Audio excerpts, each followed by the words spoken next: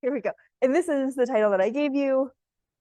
This is the title that I was going to use. Everyone's good with it.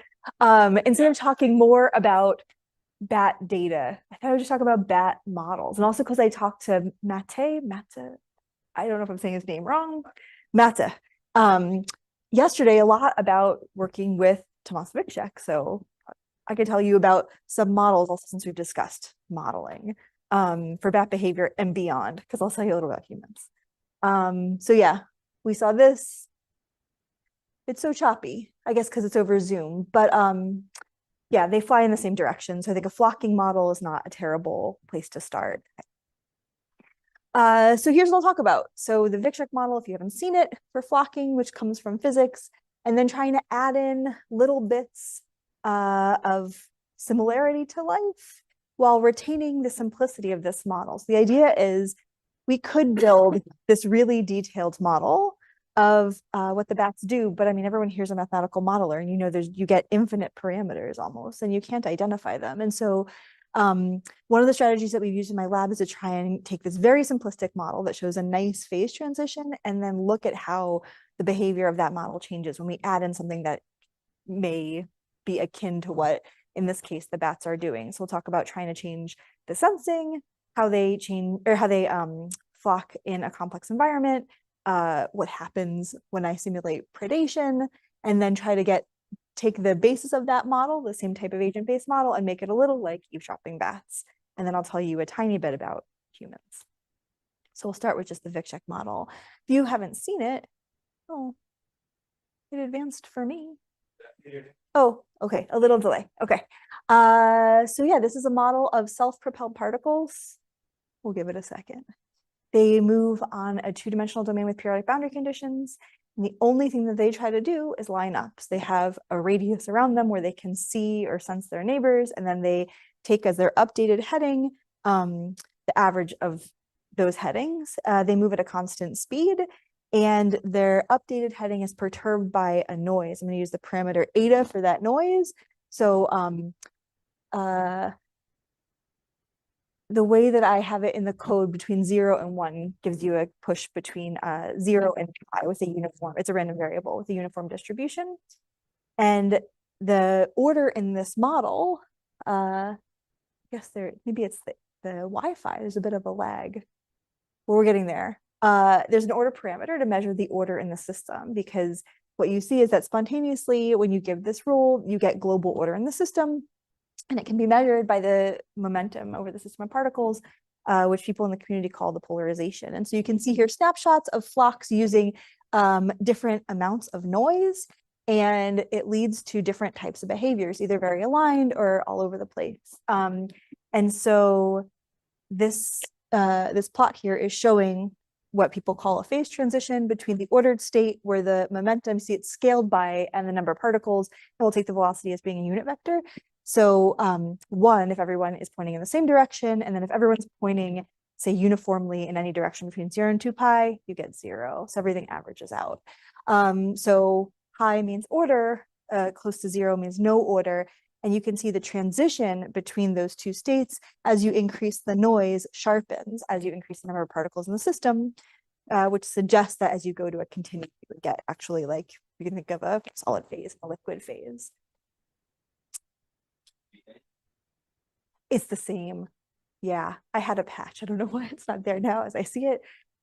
I have to plan to advance my slides a little before I talk about them. But okay, so what you'll see now in a second is that we're going to move on to trying to incorporate the idea of passive and active sensing into this model. So when I say passive sensing, I mean sensing that relies on a global signal that's in the environment, something like vision. And then active sensing is a self-generated signal. So the analog for passive sensing would be vision, and for active sensing would be sonar.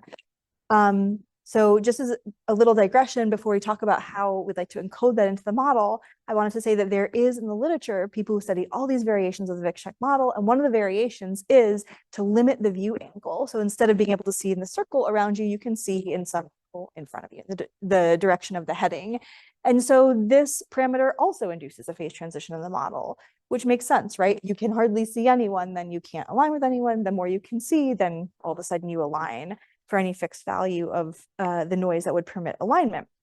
And so we thought we would take this idea and use it to build in the idea of passive and active sensing akin to the bats. And that's because active sensing has a spatial component, right? Like you make a sound in front of you in the direction of your mouth, and then you can hear stuff from all around you.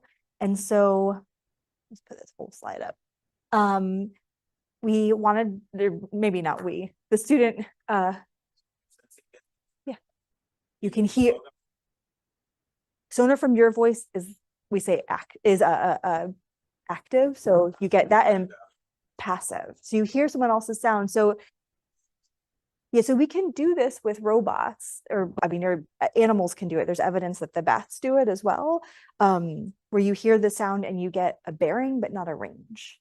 So I hear there's something back here, but I don't know how far. If I make the sound, I hear the echo. I got better information.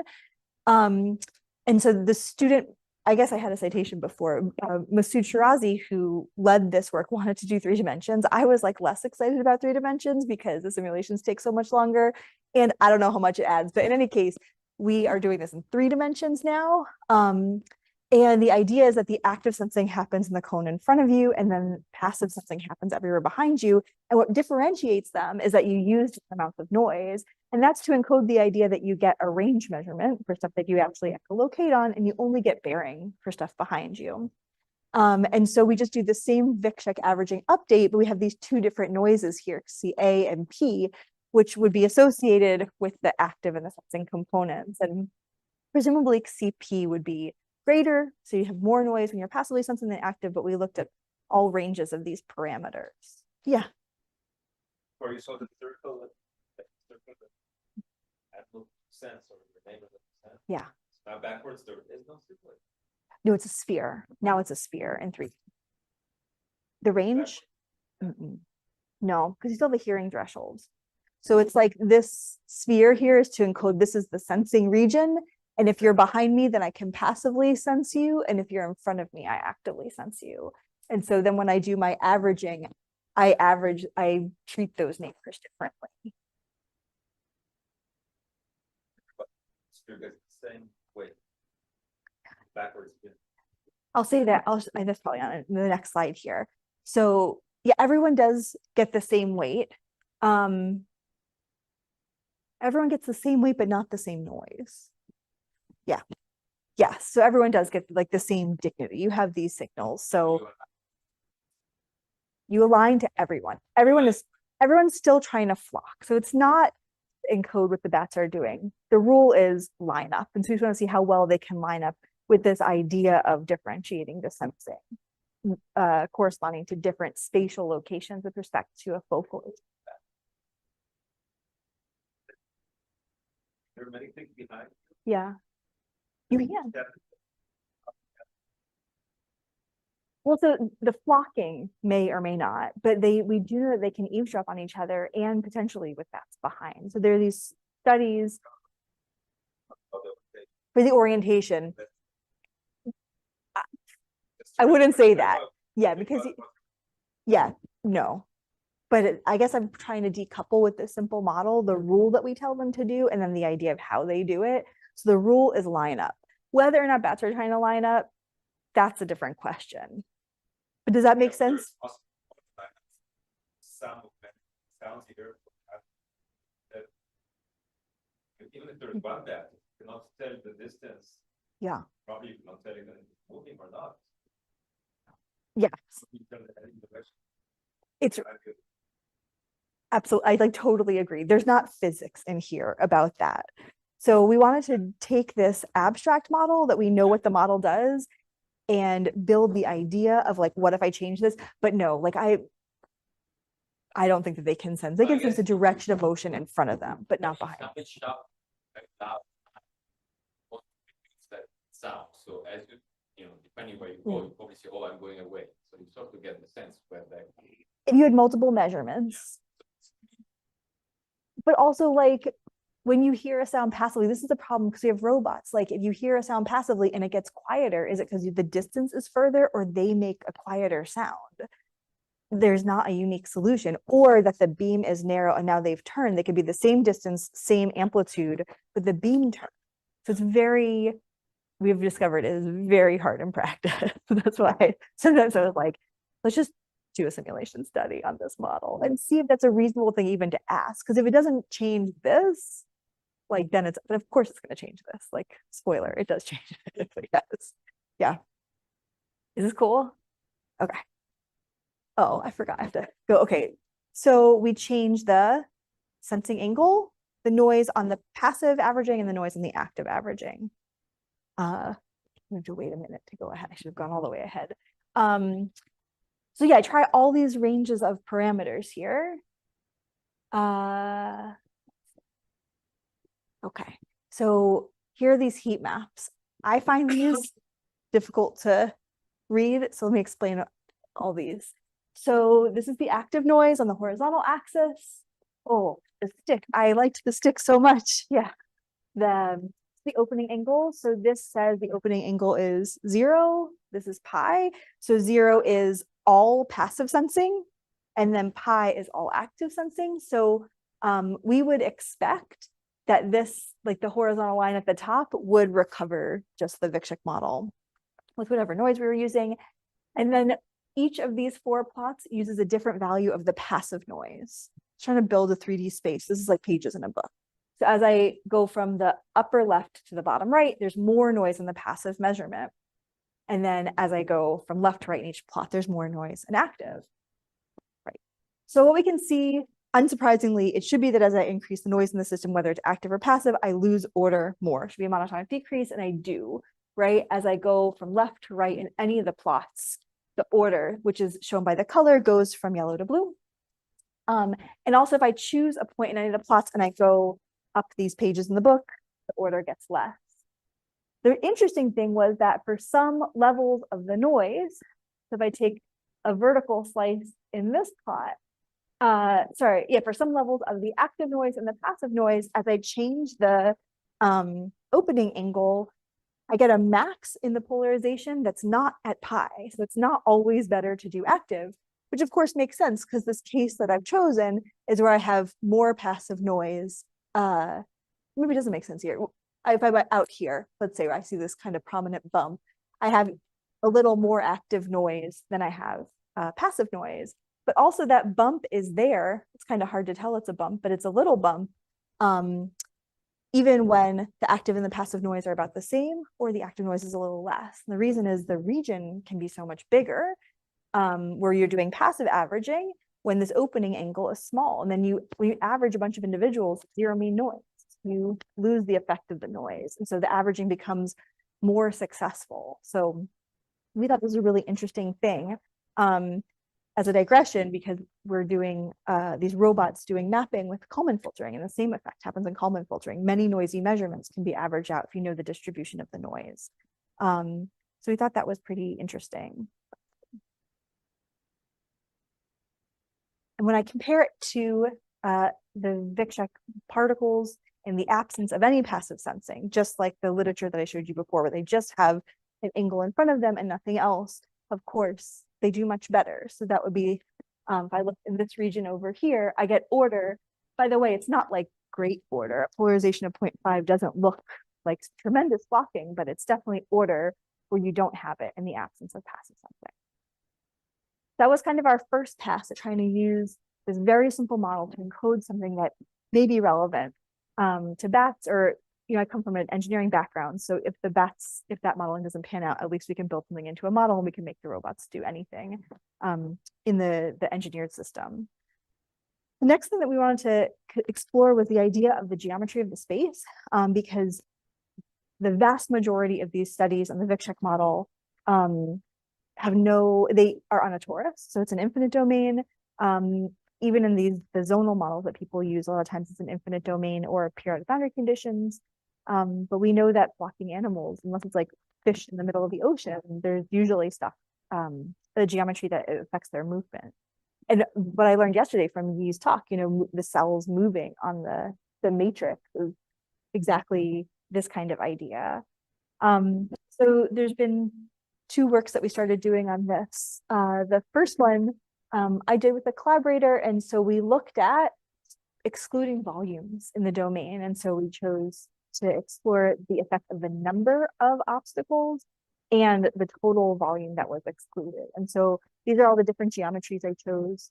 So it was either 1, 2, or 6 obstacles, and then for each of the cases with the same number, it was about the same volume that was excluded to try and understand the complexity.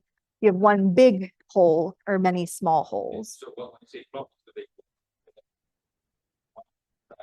They can go in the white space, and then when they encounter the boundary, they do an elastic collision. So in this one, this is not how I would do it now that I've learned, but in this study, they bounce off it. Their velocity is negated.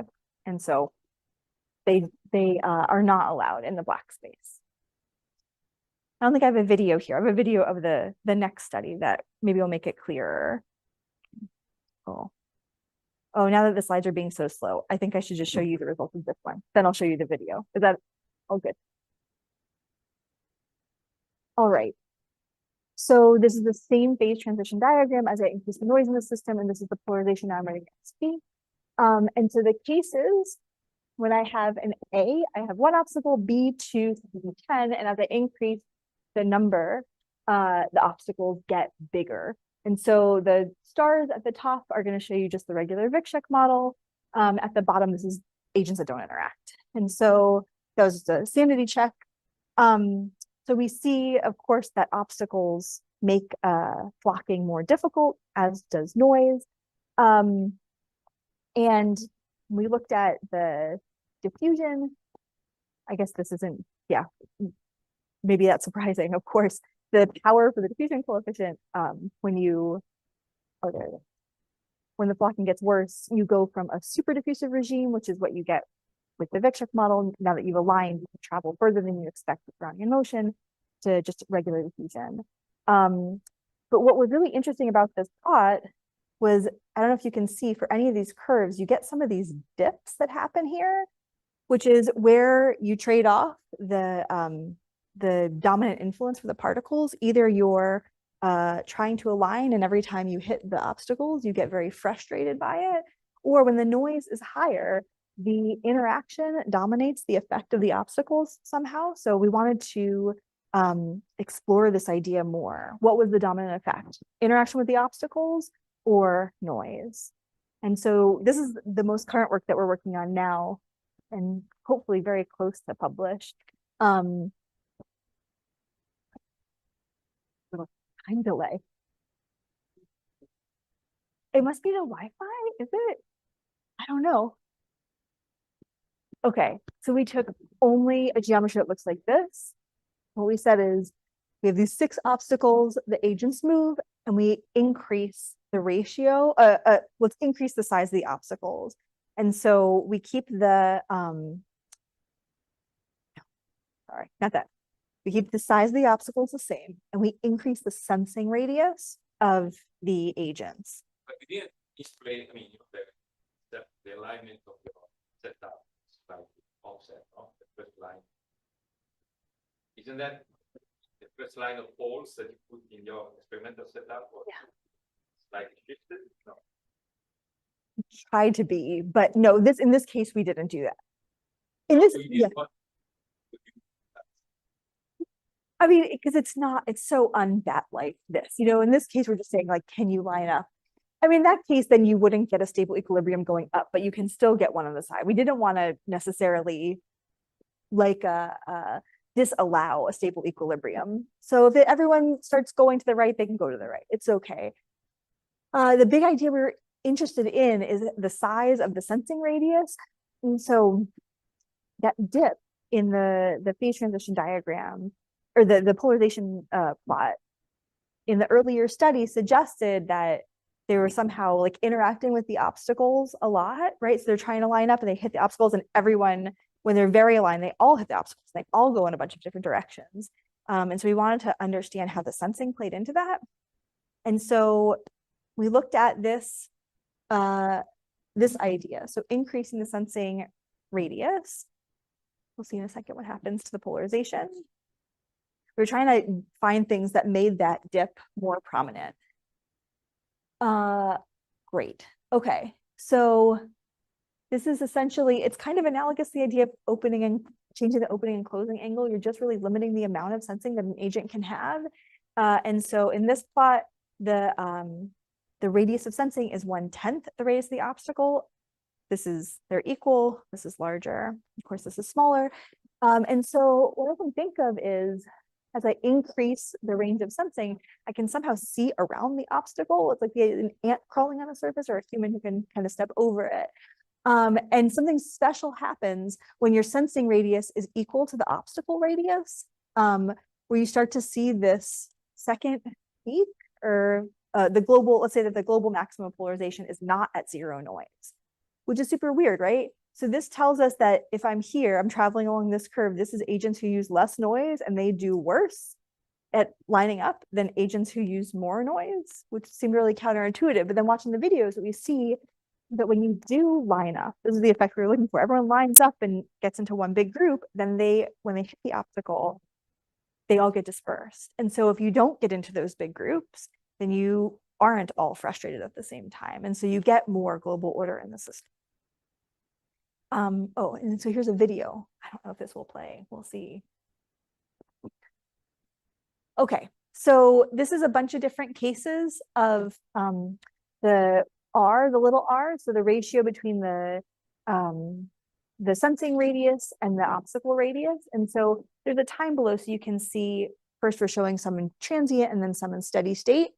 And so when the radius is very small, they form a bunch of small little groups. So you have your own little cohort. And so you can imagine this is the source of a dip in the global order, right? The decrease in the global order, because you have all these little groups. And you see when a group hits the obstacle, then they all bounce off.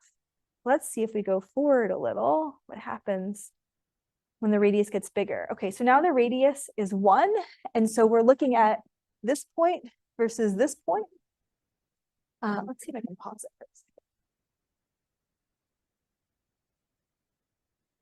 Okay, so the top plot is the larger noise and the bottom plot is the lesser noise. And so you can see we either have small groups and then in the bottom plot who do this hitting of the obstacle together, or one big large group. And so because of how we chose to measure the polarization, we're picking up on the global order in the system, which is not to say that there's not order in the bottom system.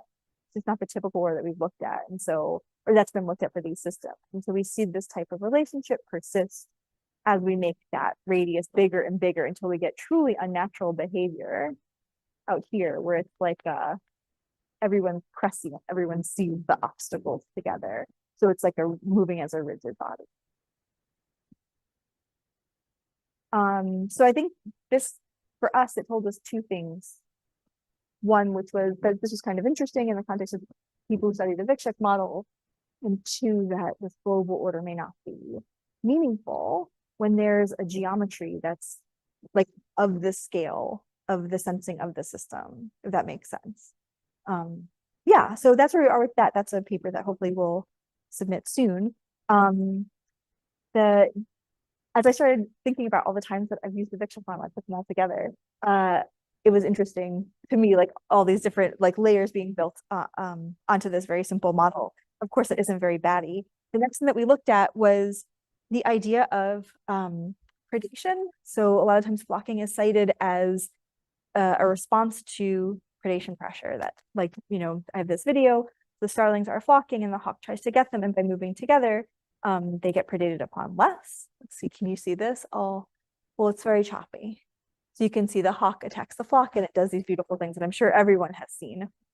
And so we thought, let's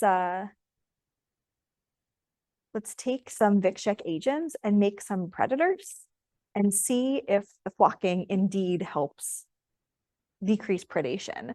So here, all the black dots are agents just doing a Vic-Check model in 3 dimensions. And the blue cones are predators. So they have an angle in front of them. They don't interact with each other. And they don't have any long range sensing. All they have is that in this cone, when there is a prey in there, then they turn towards it and approach it, and if the prey gets within a certain radius of the predators, it gets eaten. It disappears and it gets spontaneously regenerated at some random position, random velocity, because we want to keep the density. And yeah, they move slightly faster. The predators move slightly faster than the prey. So random walk, just walk around. Yeah, and then they see something, zero in, eat it, and then random walk again. So they're not very good. So it's a pretty low bar for the predators.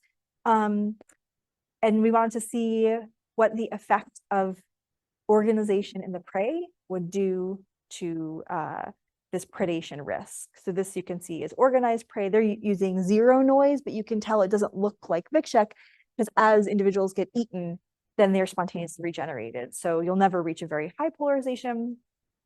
And then when the noise is higher, there's a lot more disorder in the system altogether. Okay, so we have these metrics of flocking to characterize the behavior of the group.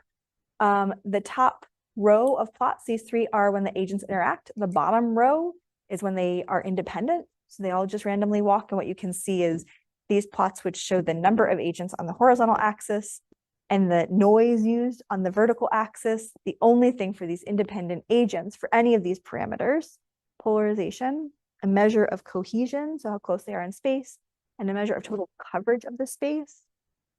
It doesn't change when the agents are independent as a function of noise, only as a function of the size of the group, which is what we would expect. So that was just a sanity check. So look at the top three plots. So polarization is, again, the momentum of the system of particles. The cohesion, let's just say it's the closest to the idea of a center of mass, although it's more complicated to compute because of periodic condition. What's the center of mass mean is a thing. And then coverage would be some idea of how much of the space you're at. And so when it's whiter, when the numbers are lower, let's say closer to zero, then the coverage is smaller.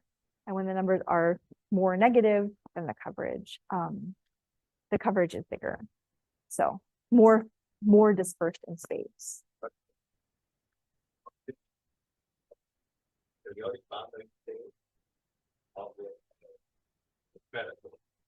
This is all the prey. So these are metrics of how well the prey flock, to try and characterize the flock. So the flock is the prey. So the prey are these Vikshek agents that try and flock. And the question is, when they flock, are they under less pressure of predation? Will they get eaten less if they're together? So then I want to say, like, do they flock? And polarization isn't enough to say what they're doing, especially because they make these small groups. And so the polarization tells us kind of global alignment, the cohesion, some idea of global closeness, coverage of whether it's one big group or a lot of small groups.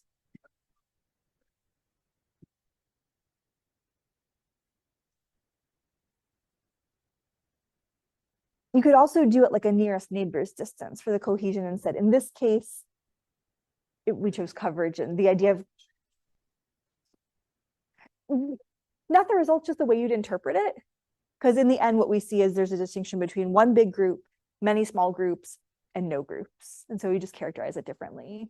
Yeah, but this was 10 years ago work. So when I looked at it, I was like, man, I would do this differently. Yeah.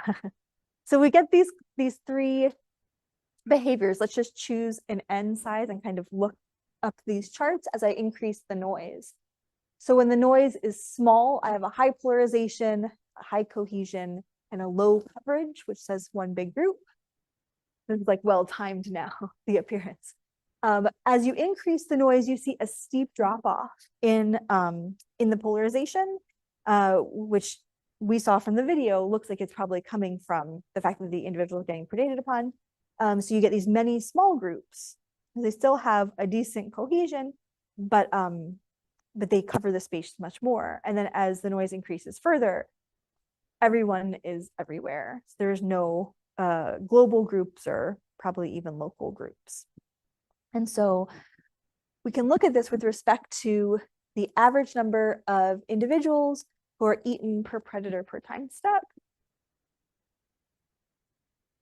Here. So in the top, it's interacting, and in the bottom, it's independent.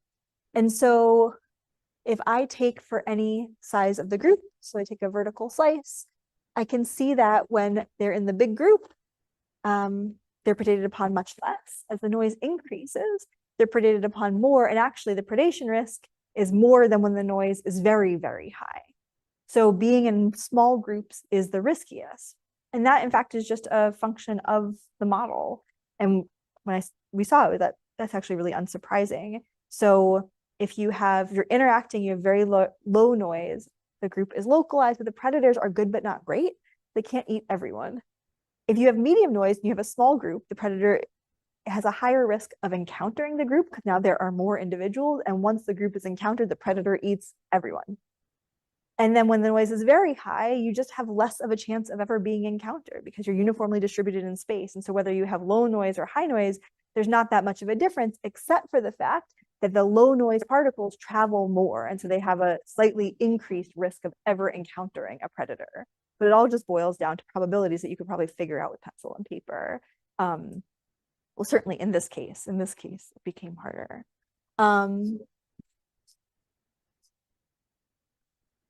They go after the closest one to them when they're in the sensing range. And then when they eat that one, if they sense another, they go to the next closest one. Yeah, but you could totally build these things in. We wanted to like build in as little as possible, but there's all these choices that presumably would change it. Or like if the predators actually did something. I know. They're like, yeah. Well, someone asked me, maybe I forget if you asked me about how much a bat can eat. Someone asked me how much a bat can eat, like thousands and thousands. I said, all right, you can just eat everything. This was a paper that we called Bats and Bugs. So the last model was built on this idea, and the caveat is you can see the data. So it was a long time ago. The student who did the previous paper said he wanted to build a model of eavesdropping on bats. And so we wanted to build it as a self-propelled particle model, similar to the Vic-Check model, but no flocking. Instead, so we had data at that point of bats flying through a cave. We choose a duct. So they fly with periodic boundary conditions through this three-dimensional space that has walls, and they have a sensing cone. And when the cone intersects any of the boundaries or another individual, it creates this virtual echo. Time is discrete, so we just chose parameters based on the hearing threshold of bats and how sound moves in air. And all these bats were trying to do is travel in the direction along the duct, along the longitudinal axis of the duct, and avoid hitting any of the boundaries or any of the piers. And so we said that they, at every time step, emit their sonar with a probability of P, which came from a paper that we saw that said that when bats fly together, they echolocate less on average, which is what suggested the idea that eavesdropping was even occurring. And so the position update is the same as Vic-Check. Here's how we do the velocity update. I forgot again to do it earlier. So all you're doing here is repulsion. So we have just the velocity of the previous time step as some sort of a filter. And then we have these two types of echoes, either the E or the E tilde. The echoes with the regular E are your own echolocation pulses, and they are unperturbed. So if I have part of the boundary or a conspecific, another particle who is in my echo range, then I get their position exactly. I do repulsion from the exact position. And then if I have an eavesdropped location, so I'm in the echo range of someone else's sound, I get the position of the thing to avoid, but it's perturbed. So I took a vector in that direction and then perturbed with a Gaussian distribution around the real position. And we do repulsion from those two. Then you also have this push in the right direction, the noise, which is this omega. And so at every time step, you choose whether or not to emit a pulse. And then if you omit a pulse, then you can look at your own echoes and someone else's echoes and decide where to go in the next time step. If you don't, you can still eavesdrop. Right. So this is the paper. This is a really beautiful paper in a lab where they had pairs of bats who were flying, trying to get a target, like a mealworm, I think, hanging. And they had a microphone array, so they could tell the direction, like not only the sound source localization, the location where the sound was emitted, but the direction of the sound. And so they could see that the bats a bat who hadn't echolocated on a target would actually turn towards the target in advance, which suggests that they had more information than they would have if they had only been using their own pulses. It's like super fascinating. No, it's Cynthia Moss. She was at University of Maryland. Yeah, no, this is like amazing. Lab. Yeah, lab, train bats, I think big brown bats and pairs. Anything more than pairs is so hard. Yeah, and again, like laboratory and captive bats and bats who were trained to get to the target. So there's like a lot of levels on this in terms of behavior. It's like you want to study what they can do with a sonar signal, like a biophysics, biomechanics thing. It's like totally, I'm fine with it. It's amazing. If it's like a behavior point of view for like what a real bat is doing when it's hunting, I don't know. But with, like knowing that they can is incredible. Right. So yeah, you make a pulse and then you can eavesdrop or not. So let's see if this video will be okay. So this is the idea. There's two bats, they fly, their sensing range is the blue cone. And then maybe you can see these hemispheres or spheres. So the green ones are these hemispherical echoes that come off of the boundary, and the red ones are a spherical echo that comes off of a pier. And so you can collide with a boundary or you can collide with a pier, which is just getting too close to. And so we counted the number of collisions. And then we tried to also define this cost function, because a question that we were asking with this paper was whether or not eavesdropping would be like energetically beneficial. So there is some like discord in the bat community about the energetic demand of echolocating while you're flying, because how the diaphragm muscles are linked to the flight muscles, it may or may not cost anything, because flight is so expensive that when you do this motion that you might just make a sound kind of naturally. But we said, okay, let's have this cost be gliding costs you something and then making sounds is costing everyone in terms of eavesdropping. So not an energetic cost, but like filling the acoustic space kind of cost. And we had to balance those numbers. And so through some sort of tuning came to this weight for the alpha. So we did simulations. If I had to do them again, so I was thinking, I looked at these last night, I would have normalized by n and made these into a line. But here's what we have now, looking back in time. So again, heat maps as I changed the size of the group and the probability of making a sound at any time step. And so looking at this is with no noise on the eavesdrop sound. If you increase the number of individuals in the space, of course, you're going to get more collisions. And then decreasing the number of pulses that you make, of course, you're going to get more collisions.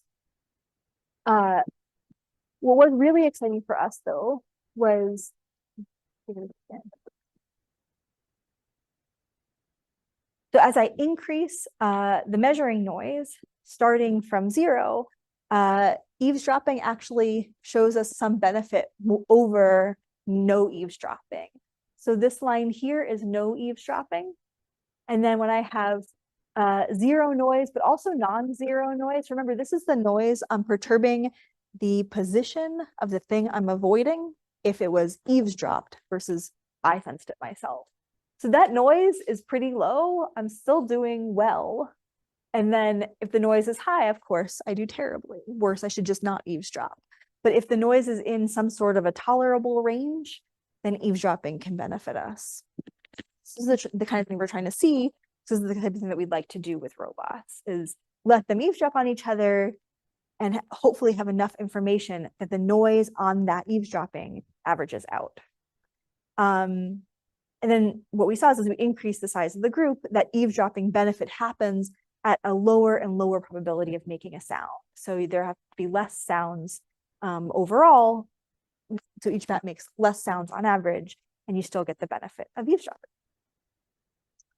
So what we learned from using the Vic-Check model or self-propelled particle models that may or may not be useful for bats is that when we have passive sensing, there's an optimal view angle for flocking, and it may not be high.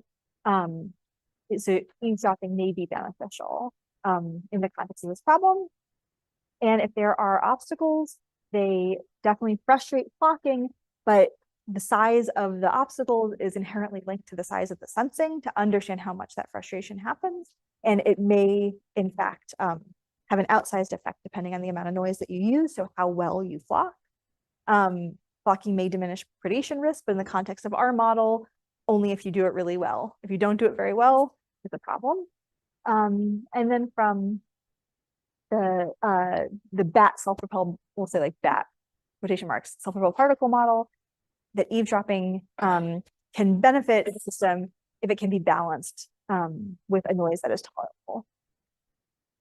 So what we're working on now is that geometry problem that I showed you before. And then for the bats, we are trying to build a bat model. And so we're trying to look at that data that I showed you on Monday to see what the bats are actually doing to model. And it's very hard to see that they're doing anything with each other. And so what we're working on now is that we generate a sound field. We say a bat makes a field of something like a sound field that another bat can fly into.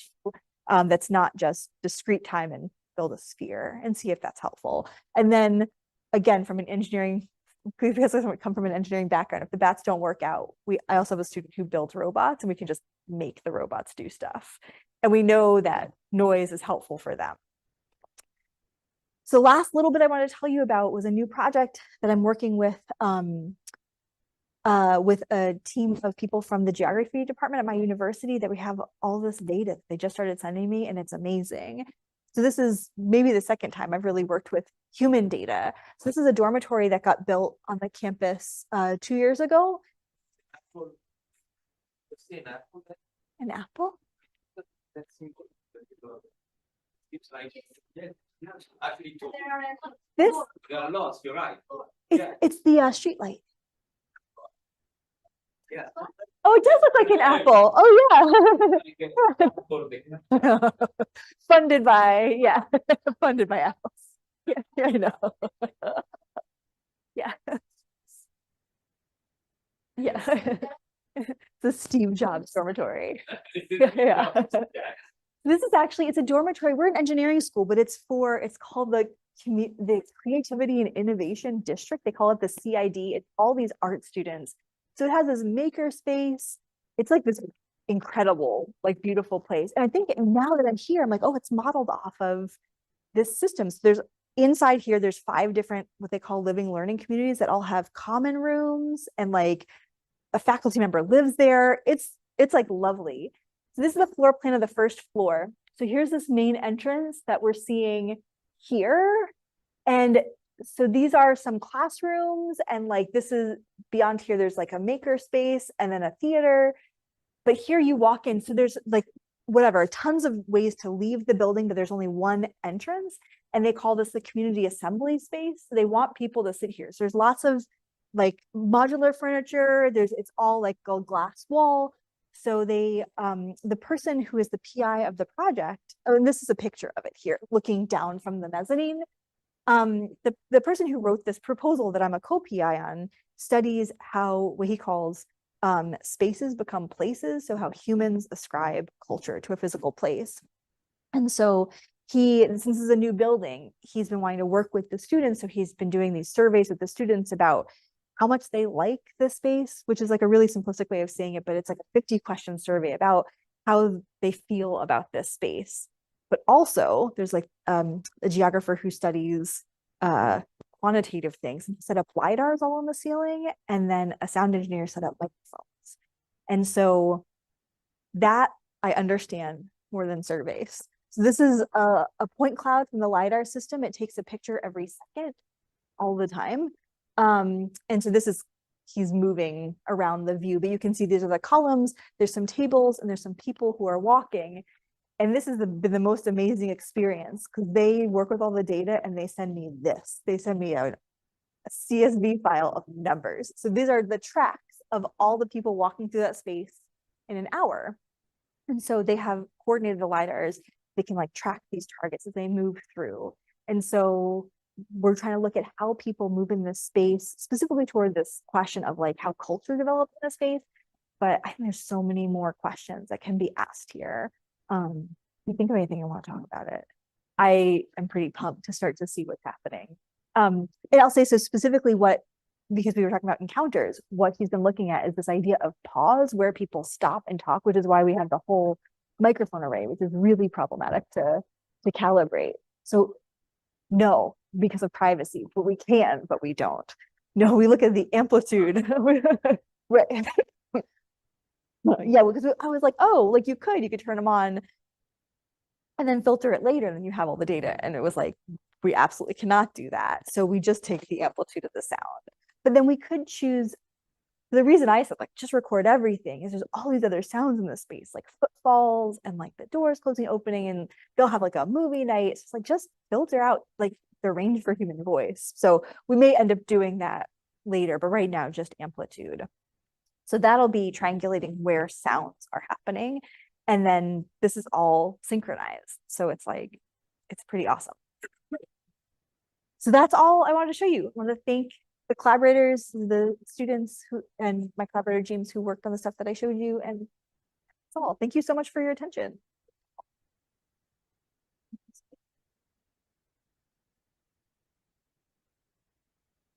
That's all. That was just like my Even probably the last talk of the whole program. That means no pressure. Everyone's tired. No, I mean, I want to talk to you later about it. Yeah. Yeah, that's my love letter to the VicCheck model. So yeah. I think it was, I mean, the last week, a week too easy. Not this one, ants. We have ant stuff that we're doing together. Yeah. Yeah. Cool. Thank you so Anyway, much. thank you so much. Thanks. Thank you.